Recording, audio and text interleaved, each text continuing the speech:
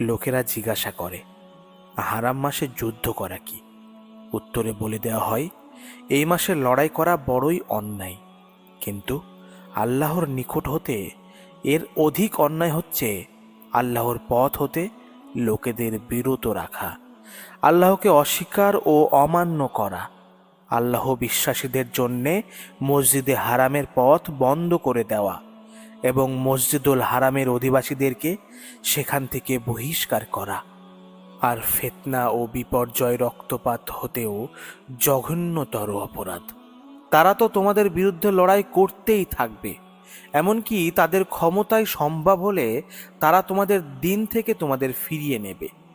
তোমাদের মধ্যে থেকে যে কেউ তার দিন হতে ফিরে যাবে এবং কুফুরির মধ্যে প্রাণ ত্যাগ করবে, ইহকাল ও পরকাল উভয় স্থানেই তার যাবতীয় কাজকর্ম নিষ্ফল হয়ে যাবে।